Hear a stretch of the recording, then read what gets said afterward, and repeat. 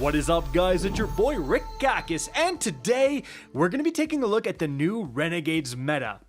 Basically, Bungie just released a massive article, the Dev Insights Renegades Abilities Tuning Preview. So that's exactly what we're going to look at today. What are the buffs and nerfs impacting abilities for all three classes in Renegades? Well, let's get started. All right, so for the Hunter here, guys, starting with the worst. Okay, so basically, for the Solar Gunslinger, they say our Gunslinger changes are primarily focused on making Gunslinger damage more impressive. Gunslingers typically need to be precise with their abilities, so they deserve a devastating payoff. All right, so Golden Gun, specifically Deadshot and 6-shooter. The Super, increased damage against non-boss combatants by 15%, increased damage against boss combatants by 26%.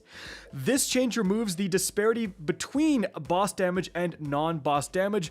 Golden Gun projectiles now scorch targets 40 stacks base with plus 10 with the fragment. When fired inside Well of Radiance, Golden Gun now counts as radiant for increased damage. Dude, that Golden Gun just got massively increased damage because it's 26 damage on top of now what the 15% damage from Radiance, on top of the Scorch stacks, which if you shoot 3 shots at a Golden Gun, that's going to cause an ignition, so you get the ignition damage as well. Oh my goodness, guys. So Blade Barrage increased damage against combatants by almost 40%. Hello! And then Proximity Explosive Knife and weighted all the knives basically. Increased damage against red bar enemies by 50%. Increased damage against other enemies by 36%. Lightweight knife specifically increased crit multiplier from 1.3 to 1.5. Acrobat's Dodge, the class ability, increased passive energy regen rate in PvE by 112%. So you're going to be getting that a lot. Cooldown now matches Gambler's Dodge. And for Gunpowder Gamble, the aspect, shooting the dynamite in midair now increases damage by 50%, 5% PvP, expands the radius, and creates submunitions. So you're actually, like, you want to be hitting that in midair. Guys, what a massive increase.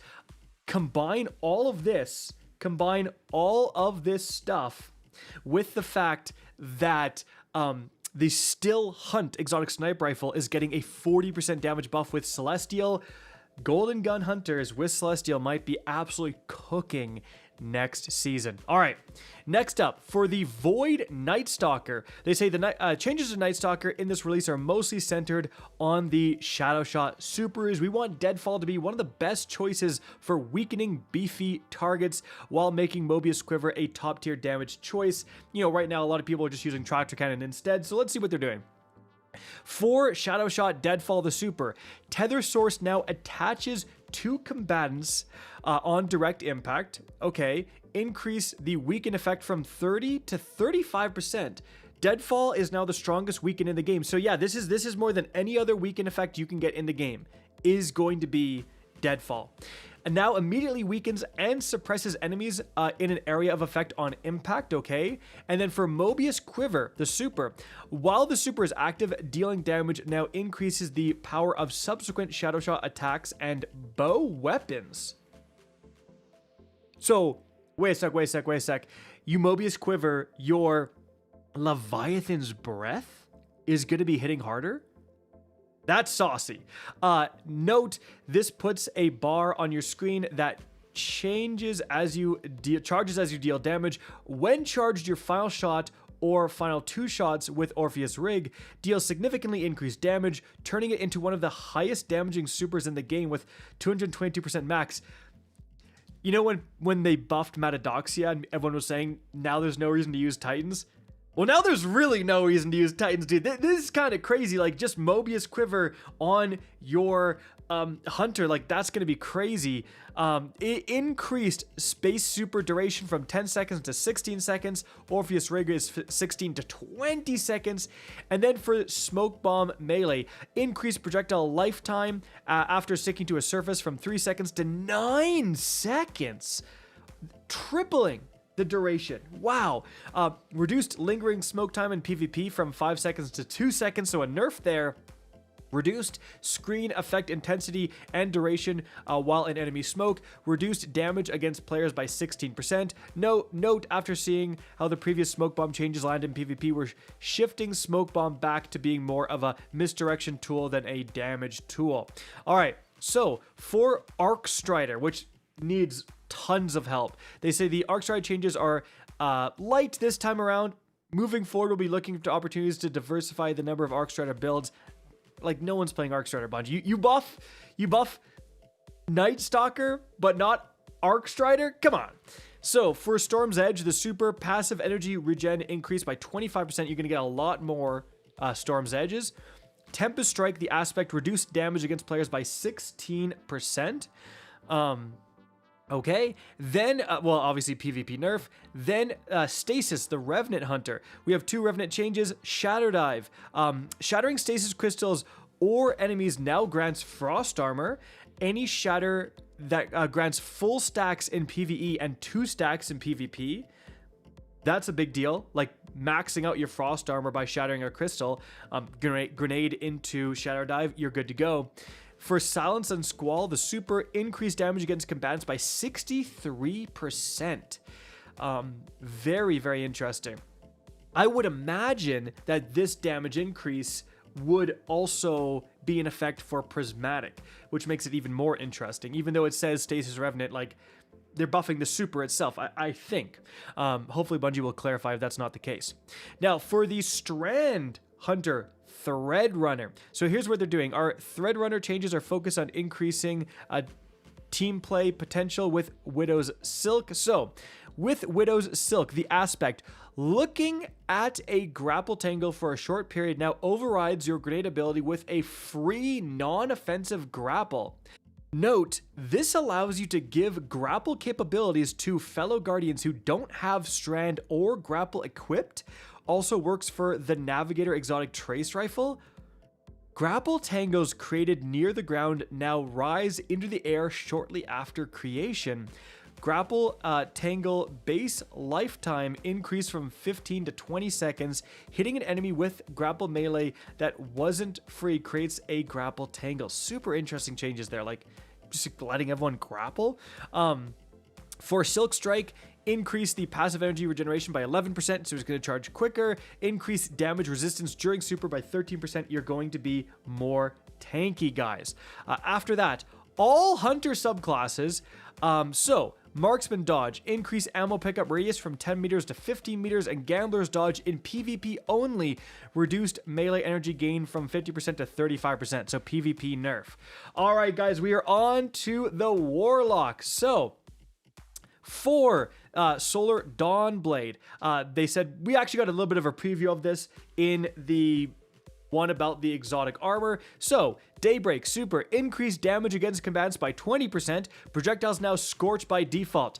What they said in the previous article was that it is around a so much scorch that every single projectile of your Daybreak will cause an ignition. You get a free ignition every single Daybreak. You might have to have the Dawn Chorus equipped as well, but regardless, that is crazy, guys. So, as for the Voidwalker, for the Nova Warp Super, charging the primary attack now pulls enemies toward the Warlock. They've increased the primary attack damage against combatants by 15%. Dark Blink now releases Weakening Seekers. Bro, Weakening Seekers? What is this? Gwen from Destiny Rising? Someone's gonna get that reference. Nova Bomb. The Vortex Super now repeatedly pulls enemies toward it during its lifetime, so it's just gonna be pulling constantly.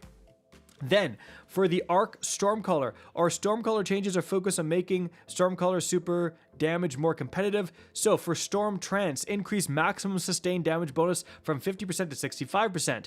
Increased landfall jolt duration from 10 seconds to 16 seconds. For Chaos Reach, increased damage by 20%.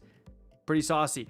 A couple seasons ago in Heresy, the Chaos Reach Warlock with the Geomegs was very, very good.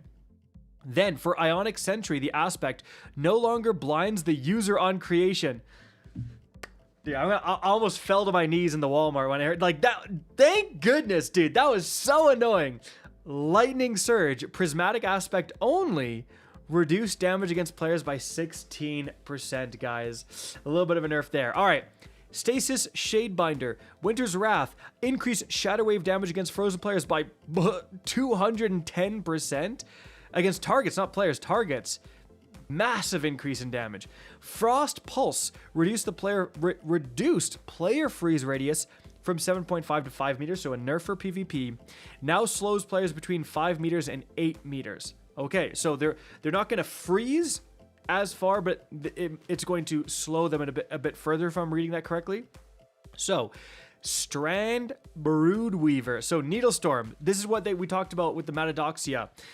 Needles now prioritize bosses, mini-bosses, and champions over other enemies. Combine that with the Matadoxia, where apparently you're going to get a damage increase to your Needlestorm that is equivalent to Kuros plus Thunder Crash for the Titan.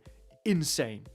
All Warlock subclasses, Healing Rift and Empowered Rift, your class ability. Rifts can now be cast while moving at roughly half speed. Increase Rift radius from 3.75 meters to 5 meters. That's super interesting. While moving is crazy. Empowering Rift. Increase melee and grenade recharge rate while standing in Empowering Rift by 20%. And for the Healing Rift, in PvP only, reduced healing rate by 10%. Oh my goodness. Aw, you can't hide behind a corner and use your pulse rifle? Aw, too bad. That was so toxic. I'm sorry. I know, because I am that person, dude. What the heck is this? How am I going to get any kills now? All right, for the Titan here, guys. For Sunbreaker. They say the return of the bonk hammer builds. You want to also incentivize hammer throw skill shot. So there's now a range bonus. So for the hammer throw, impact now deals increased damage with range. This damage is purely additive. The base damage is unchanged. Wow. So if you chuck it from far away, you're going to potentially like get a one shot on an enemy that would normally not be a one shot. Even against bosses, like you chuck it from far away to get that big damage shot, and then when you get close and pick up your hammer, you start just chucking them right against it. Kind of an interesting change there. Bonk hammers is already really good, so increasing the damage even more is crazy. For the Sentinel, Sentinel definitely does not see a ton of play right now. They're talking about your shield will now auto-reload your allies' weapons and grant them overshield. Oh my goodness. Let's see. For the Sentinel Shield Super, which is the blocking one, makes the big protective radius. Standing behind the shield now periodically reloads all weapons every 2.5 seconds. Now grants void overshield to allies behind the shield. Damage bonus while behind the shield reduced from 40% to 25%. All right, well then now no one's going to use it. So no one used it at 40%. They're not going to use it at 25%.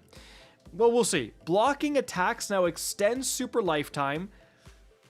I take that. Okay, well, hold on a second. Oh, hold on a second. If you can really extend it for like an entire boss damage phase, you know, you're blocking all of the raid boss's shots. That's pretty interesting. Blocking allies and protecting allies now charges shield throw damage. Note, this puts a bar on your screen that charges as you block, and when allies are behind your shield when charged, your shield throw deals more damage and resets at the bar. So you like block, block, block, charge, chuck a shield, go back to blocking. Kind of interesting. Again, this is all like how much extension are we talking about? If it's a lot, this matters. If it doesn't, this nerf just completely kills it. Moving on from there, Arc Strider. For the Fists of Havoc, light attacks now increase the next heavy attack's damage. All right. For the Behemoth Titan, so good. Dude, Howl of the Storm, so good. When used during Super, increased Super energy cost from 5% to 15%. Yeah, they had to kind of nerf that. It was crazy. It was pretty crazy. All right, so the Strand Berserker. They say this PvP only change to Banner of War is a response to player feedback that Banner of War's melee damage is oppressive to fight against. Melee damage bonus against players now scales with stacks instead of always being at full strength. So you're not going to, like the first Banner of War activation, you're not going to be at full increase to melee damage. Then they say, note, unarmed melee can now one-shot players at 2 stacks with 200 melee, or at 3 stacks with base stats. All right, for general abilities here. All right, so a few things here. For Void, Suppressor Grenade no longer suppresses the user. Again, gonna fall to my knees here, thank goodness. Increased detonation damage by 10%. For Spike Grenade, now attaches to combatants. For Void Fragments, reduce the negative stat of Echo of Undermining from negative 20 to only negative 10. Nice. Echo of Provision now gives plus 10 grenade. Echo of Exchange now gives plus 10 melee. Removed negative stats from all other fragments except Echo of Starvation and Echo of Persistence. Note, Void had more negative stats than other damage types, so we eased up on the penalties. Our goal for subclass build crafting is that there should always be a clear trade-offs without feeling punitive. Wow. Check your Void builds, guys. That's some pretty big increases. You might be getting a lot of free stats now on your Void build that you might already be using. For invisibility, update the visuals to be slightly more visible in Crucible. Note, this is a response to Crucible feedback that invisibility is too effective. For the Overshield, enemy VFX now scales with the Overshield's remaining health. This was added to allow players to eyeball how much Overshield the enemy has before engaging. For Arc, Lightning Grenade now attaches to combatants. If it does damage and potentially jolt every single time it pops off, even if it's like facing out. So if I'm attached here, I'm the raid boss, I get hit here, is it exploding out and not damaging me? Be interesting to see that one for sure. Flashbang Grenade no longer blinds the user. Increased detonation damage by 10%. For Strand, Threadlings that lose their target before impact will land and look for another combatant instead of exploding. This will reduce the cases where your big gang of Threadlings all explode on a single drag. The result is that they feel smarter and more alive. That is actually awesome. And there we have it, guys. Some big changes for sure. This could be insane, again, depending on the extension. What else? Dude, this is going to be insane. The Needle Storm changes could be absolutely meta warping because everyone's going to use that for boss damage. Storm color changes are really interesting. Some of the changes to Hunter especially, man. These Gunslinger changes are just like... Gunslinger's going to be absolutely cooking next season. Guys, that is it for the video. Hope you enjoyed and found this informative. If you did, please remember to help me out by simply rating and especially sharing this video. If you guys want to see more Destiny 2 content similar to this, don't be afraid to slap that subscribe button. If you want to get in touch with me and keep up to date with the latest channel activity, the best way is to follow me on Twitter at RickCacus. That is linked in the description down below. Again, I hope you enjoyed the video, and as always, have a good day.